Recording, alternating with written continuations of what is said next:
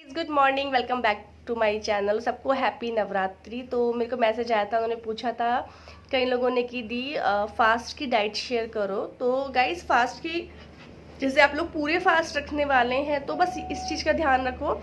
Fruits वगैरह आप खा सकते हैं, तो पानी पी सकते हैं, तो जो चीज़ें नट्स भी खा सकते हैं व्रत में।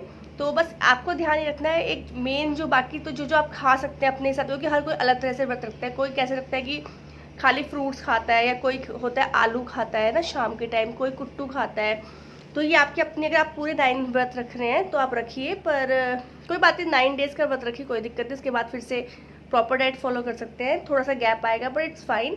तो आपको करना क्या, बस इतना ध्यान रखना है कि आप फ्रूट्स तो खाए, दबा के अच्छे से पानी पीजिए और दूध वगैरह पी लीजिए। पर ध्यान ये रखना है कि आपको ऑयली नहीं खाना। जैसे कि हम लोग शाम पूरा दिन फास्ट रखते हैं तो शाम में कुट्टू की पकौड़ी खा लेते हैं, या बहुत ज़्यादा आलू में उसको आलू को जो है डीप फ्राई कर लेते हैं। तो बस ध्यान ये रखना है कि ऑयली नहीं होना चाहिए। बाकी जैसे आपकी श्रद्धा है, आप कैसे रखते हैं, क्योंकि हर किसी का तरीका अलग होता है। जैसे मेरी मदर जो फास्ट रखती थी पहले, तो वो सिर्फ दिन में 2 लड्डू कोई भी जो होते हैं मिलते हैं ना उसके भगवान जी के व्रत के लिए स्पेशल, वो लड्डू दो, और शाम को सिर्फ आलू खाती थी। आलू भी नहीं खाती थी, कई बार आलू भी सिंपल जीरे में और सेंधा नमक में दही के साथ। तो उनके उसमें कुछ ऑयल नहीं। कुछ लोग कुट्टू की पकौड़ी खाते हैं, कुछ तो हर किसी का अलग होता है। कुछ लोग पूरा प्रॉपर खाना खाते हैं, तो अपने हिसाब से खाना है। बस ध्यान ही रखना है कि आपको ऑयल से बचना है।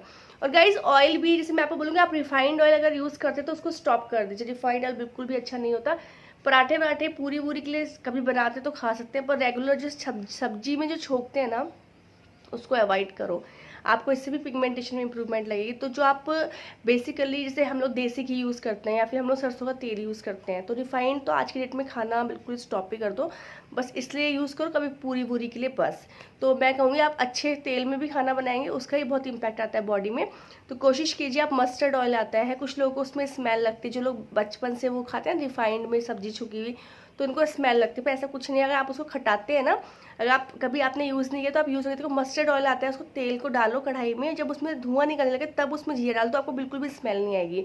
तो कोशिश करो आप देसी घी या मस्टर्ड ऑयल में ही खाना बनाओ। आप उसको छोड़ दो, क्योंकि वो ऑयल अच्छा नहीं होता है, उससे भी आपकी बॉडी ख़राब होती है, आपका फेस ख़राब होता है, स्किन के लिए अच्छा नहीं होता। तो जैसे दाल होता है वो तो मैं देसी घी में ही छोड़ती हूँ, सब्जी होती है वो मैं मस्टर्ड ऑयल ही यूज़ करती हूँ। हम कभी रिफाइंड यूज़ नहीं यूज़ करते। बस हम लोग जैसे पोहा बनाती हूँ उसमें, या फिर वो उत्पम बनाती हूँ, इनसे मैं थोड़ा बहुत यूज़ करती हूँ। अदरवाइज मस्टर्ड ऑयल ही और देसी घी यूज़ होता है।